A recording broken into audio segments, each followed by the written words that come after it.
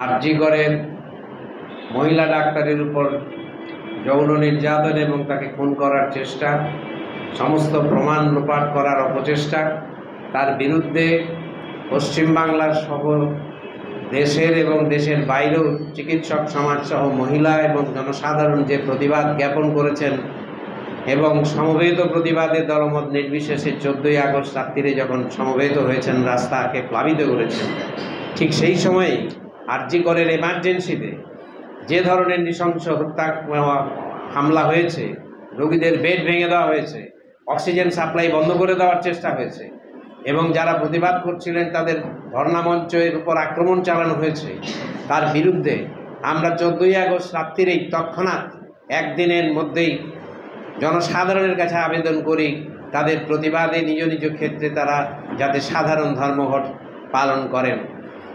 এইটুকু আমরা বলতে পারি, আমাদের যতটুকু জানা আছে আমরাও ইতিমধ্যে এরকম একদিনের প্রস্তুতিতে আমরা বা অন্য কোনো শক্তিও এরকম সাধারণ ধর্মঘটের আহ্বান দেননি।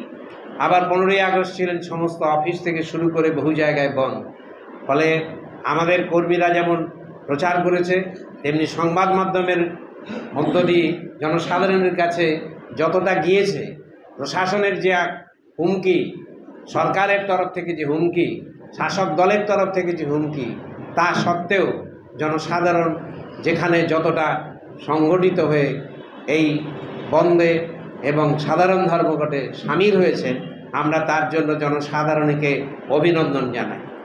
জনসাধারণের মধ্যে যে এই ঘটনার বিরুদ্ধে তীব্র প্রতিবাদ রয়েছে সে কথা নূতন করে বলবার প্রয়োজন নেই। আপনারা এটা সকলেই জানেন।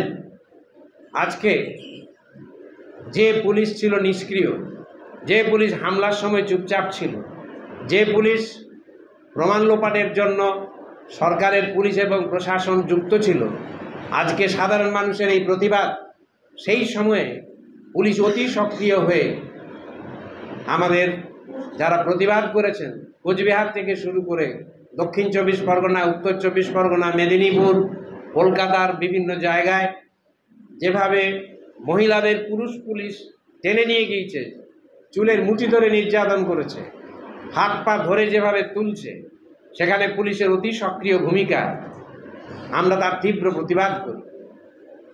এবং মুখ্যমন্ত্রী বলেছেন যে ধর্মঘট তারা হতে দেবেন না, সিদ্ধান্ত নিয়েছে। মুখ্যমন্ত্রীর এই বিবৃতি অত্যন্ত অগণতান্ত্রিক, গণতান্ত্রিক রীতির বিরুদ্ধে যায়। সরকারি কর্মচারীদের তারা একদিনের বেতন কেটে দেবেন বলে যে হুমকি দিয়েছেন, তা গণতান্ত্রিক রীতির বিরুদ্ধে।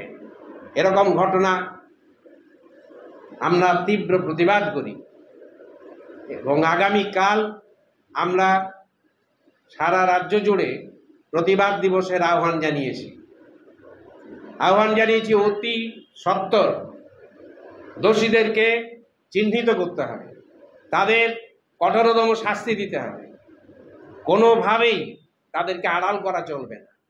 দুষ্ট চক্রের সমস্ত কিছুকে উদ্ঘাটিত করতে হবে এবং যতদিন পর্যন্ত এ দাবি মানা না হবে, নিরাপত্তা সুনিশ্চিত না হবে, যে হামলাকারীরা বলে যেতে পারে যার ছেড়ে দিলাম, আবার যদি আসি আবার ধর্ষণ করব, এ যারা বলতে পারে, যে পরিবেশ বলতে পারে, যে রাজ্যের সরকার এটাকে শোনার পরেও পুলিশ প্রশাসন নিষ্ক্রিয় থাকে, যতদিন পর্যন্ত তা সুনিশ্চিত না হবে ততদিন পর্যন্ত আমাদের আন্দোলন চলবে। জনসাধারণের আন্দোলনের জন্য জনসাধারণ যেভাবে আন্দোলনে ঝাঁপিয়ে পড়েছেন, তারা প্রতিবাদ করছেন, তাদের চলবে। আবার রাজনৈতিক শক্তি হিসাবে আমরা করব, দলমত নির্বিশেষে সকল মানুষের কাছে এই হচ্ছে আমাদের আবেদন। ইতিমধ্যেই যে পর্যন্ত আমরা খবর পেয়েছি, আজকে সাধারণ ধর্মঘটের জন্য মানুষের কাছে হাত জোড়ো করে, আপনাদের সংবাদ মাধ্যমেই দেখানো হয়েছে, হাত জোড়ো করে অনুরোধ। আমরা কোনোদিন জোর জবরদস্তি বন্ধ করা, ধর্মঘট করা কোনোদিনই করি না। এবারেও নিঃসন্দেহে তা ছিল না। জনসাধারণের কাছে আবেদন, তাদের প্রতিবাদ করবার জন্য আবেদন। কিন্তু তার উপর অত্যাচার করে পুলিশ, রাজ্যের পুলিশ 266 জনকে গ্রেপ্তার করেছেন এ পর্যন্ত যা হিসেব, তার মধ্যে মহিলা রয়েছেন 70 এবং পুলিশের আক্রমণে আহত হয়েছেন 33, গুরুতর আহত হয়েছেন 9। পুলিশ নিজেই 2 জনকে ক্যালকাটা মেডিকেল কলেজ হাসপাতালে ভর্তি করেছে। আহতদের মধ্যে রয়েছেন আমাদের রাজ্য কমিটির সম্পাদক মণ্ডলীর সদস্য কমরেড নবেন্দু পাল, মেদিনীপুরের ছাত্র সংগঠনের সভাপতি সিদ্ধার্থ ঘাটা এবং রাজ্য কমিটির সদস্য সুজিত জানা।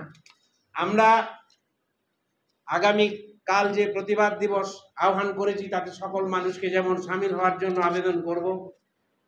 আর আমরা ঠিক করেছি, আবেদন করছি মহিলাদের পক্ষ থেকে আগামী 29শে অগাস্ট, যেদিন আমাদের দেশের নবজাগরণের মহান কবি কাজী নজরুল ইসলামের স্মরণ দিবস, সেই স্মরণ দিবসে তার সেই স্লোগান জাগো নারী জাগো বন্যিশিখা, জেগে উঠেছে যে বাংলা, সেই মহিলাদেরকে নিয়ে মহিলাদের নবান্ন অভিযান, মহিলাদের অভিযান, সেই কর্মসূচিতে আমরা সমস্ত স্তরের মহিলাদেরকে আবেদন জানাচ্ছি।